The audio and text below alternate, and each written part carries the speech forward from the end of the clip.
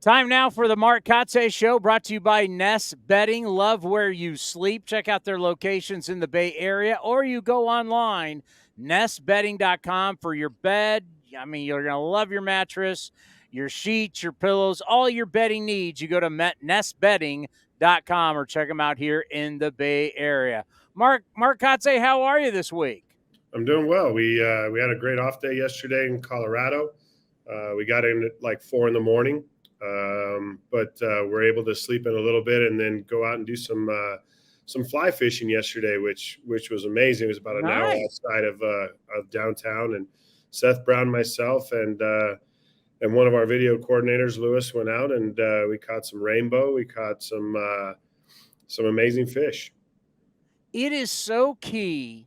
No matter what you like to do, I know you talked about years ago. I think you're with the Padres, you and Phil Nevin and somebody else. You got on Harleys with your wives and took a long drive. I mean, on those off days during a long season, how important is it just to unplug? Yeah, it's great to unplug. And, when being here in Denver, there's so much to do outside that we took advantage of it yesterday by obviously going out to a ranch and doing some fly fishing. I know some other guys, did some golf and some things of that nature. But, and then there's the days on the off days when you just are out of energy and you sleep, you rest, you recover. And I'm sure some guys did that as well. So, Coors Field, we all think about Coors Field, elevation, a mile high up. We're thinking about all the home runs. But I remember the first time I went there and I walked out on the field, I was like, my God, this is the biggest actual field I have ever seen. The amount of grounds. Because if you're going to have a fence that's way far back, that means you got a lot of grass there. Just from an outfielder's perspective, what's it like to play at Coors Field where they've said you really need like 3 center fielders to roam it? Yeah, it can definitely be frustrating, because you're varying your depths and trying to give yourself, the best chance to defend, like you said, the biggest outfield in the league. And it's not easy. You get frustrated by balls that fall in front of you because you feel like you should be able to get there, but you're playing deeper. You're playing at 330, 340 instead of 305 to 285 on the corners. So it's challenging. It's definitely challenging. And, we'll have some guys out in that outfield that probably haven't been out there. Rooker will be out there, and he, I don't think, has played a game at Coors Field in the outfield. So, we'll do our best to just keep our eye on, positioning and try to maximize the coverage there. Yeah, positioning will be so key because I can just imagine as an outfielder, you could catch yourself going, where the hell am I playing? I'm like, I could see that totally happening.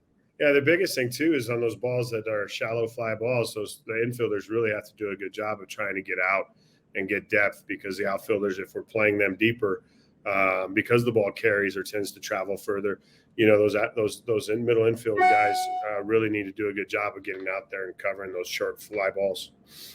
You mentioned earlier this week with Ken Korak before the game, talking about when mistakes are made, you guys will go back and you have film sessions, kind of like football, right? We talk about the film, got to look at the film. Talk about these sessions that you have where they're obviously coachable moments. People make mistakes. That's how human beings work. And you correct them, and you do it with film and going back and watching the video. Kind of take us through how you implement that. Yeah, I think the biggest thing, our club's young and we're going to make mistakes, but the quicker we learn from these mistakes, the better we're going to be. And I think, it's an overview. Basically, it's as I talked to Kenny, on the show, we've kind of labeled it "check your ego," because, obviously you're at the big league level and you don't like to be called out, for making mistakes, but it's not calling individuals out. It's using, our mistakes that we make in game to really, educate ourselves and grow from. And whether it's on the base pass, whether it's, cut off and relay play where, your second baseman doesn't bust the first base and the throw comes through, and that, the hitter gets to make a bigger turn than normal because there's no defender at the bag. So, we really break it down and we break it down, to the detail. really. And you've heard me say that a lot. Like, we have to be detailed, and these sessions really we make examples of everything that we feel like we can do a better job of, and I think it's been helpful. I really do. Yeah, I do too. And check your ego. Hey, thank God you're not in the NFL or college football, because you know how they do it. You make a mistake, they do it over and over, and they do call you out in front of your peers. You know what I mean? Check your ego, son. I'm going to rip your heart out in that film room. It's unbelievable what they do in football. When you look at Ruiz, we haven't seen him in a while, and it shows how dynamic he is as an athlete. God, I miss watching him play. How's he doing? How's that shoulder? Yeah, the shoulder's good. It'll be tested tonight. Tonight's his first night back with Vegas. He'll play 5 innings in center field, and our goal is to build him up. It won't be a lengthy rehab. Shouldn't take a month, but we're definitely going to want to see him play back-to-back games. We're going to want to see how that shoulder handles some throws. We're hopeful that his legs will get back underneath him, so we've got to build that up as well. And but overall, he felt like he was ready probably 2 to 3 days prior to us sending him out. And I've had to have that conversation with a few guys where you really think you're healthy, you really think you're ready, and it always is good to take another day or two. But as young as these guys are, they lose that mindfulness of maybe it is best in their best interest to take an extra day. And I think Ruiz was understanding of that when we talked in San Fran, and he understands the plan, and we'll be excited to get him back when he's ready. How often do you go back and use your career, or maybe a young Mark Kotsay with his back, or with whatever injury you had in your 17 years? Maybe if you would have took a little more time, how much do you use yourself when talking to these guys about this? Yeah, I think I can use myself as an example. I can also use other players on our roster that have come back and tried to perform at this level too quickly when they didn't have their legs under them, or they had an oblique injury, or and came back too soon. So there's a ton of examples around here that are in this clubhouse, even on the coaching staff, with guys that have played here. And I think just communication, as I talk about a lot, like communication, collaboration, building that trust with these players that we do know what we're talking about, that we do have their best interest at hand. It's really key to getting these guys in the right mindset to come back from these injuries. You've been watching JJ Bleday get in there every day, and as a center fielder, what have you seen? I thought you were going to keep going with some type of poem there. You started out It's really hard well. not to, really. It's like JJ Bleday plays every day. It's hard not to.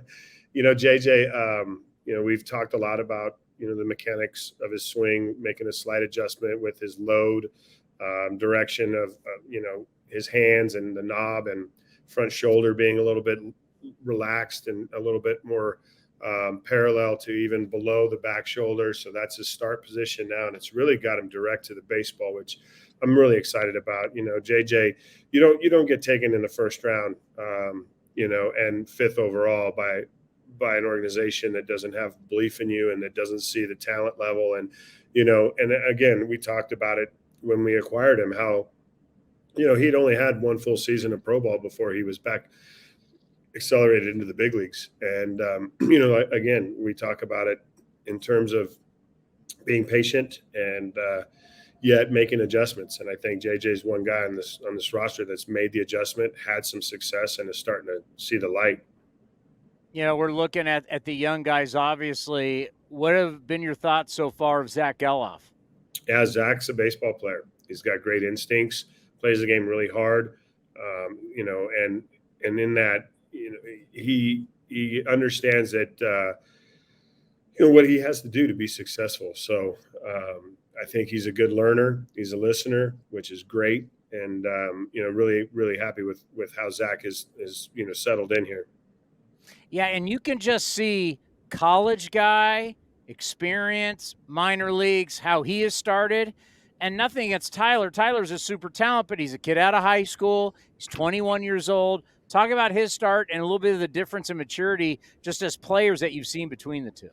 Yeah, I mean, for Tyler, you could really say he's only had 3 years of professional baseball under his belt, and coming from high school, that's a big leap. There's a huge amount of expectation put on Tyler as a number one pick, and so that's obviously something else that Tyler has to deal with that Zack maybe doesn't have to deal with. But it's difficult. Like, I knew that the transition would be tough for Tyler coming from AAA and having the responsibilities that are put on you to catch, to be to be the backbone back there, and then also play first base, and you'd be utilizing the DH spot. So we're doing our best to give him a good landing spot when he does catch, and also give him the chances to have success in these games that we can hopefully build confidence with him. Let's end on this. Going into thank God for the pitch timer and Coors Field, because games could be well over 4 hours. We know certain pitches just don't really work that well in altitude. Your breaking balls are different, your curveballs, your sliders, now your sweepers. Guys are talking about they're seeing X amount of inches off the sweeper. It's just not working. So what are the meetings like with your pitchers going, I know you rely on this, but odds are when you get up here and you pitch an elevation, that's not going to work. Yeah, I know there were meetings prior to leaving on this road trip with some of our R&D guys and analytic guys, and for me, it's all about confidence. It's all about just going out there and establishing your fastball and pounding the zone and making them beat you, not giving away the free bases. In terms of how your pitches are shaped or how much less they move, I think the more you start looking into it and the more you start talking about it, and the more you're going to be worried about it when you go out there and step on the mound. So we've tried to do our best to talk about it in a manner that hopefully isn't distractive. Hopefully they go out. JP's got the weapons to be able to have success at this field, and we're excited about it. This weekend and getting a chance to win a series.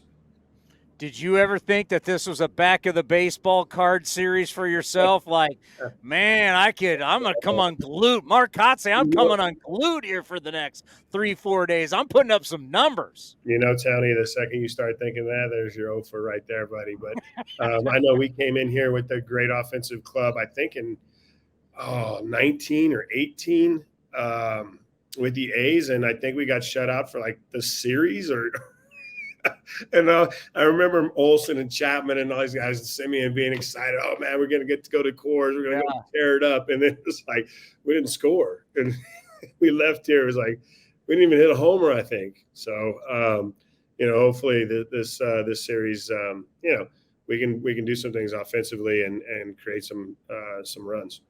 Great stuff as always. We'll talk to you next week. You be well. All right, Tony. Thanks for having me. The Mark Kotsay Show brought to you by Nest Bedding. Love where you sleep. Check out their locations in the Bay Area, or you go online, nestbedding.com, for your mattress, your pillows, your sheets, everything you need to go to sleep. You go to nestbedding.com, proud sponsor of the Mark Kotsay Show.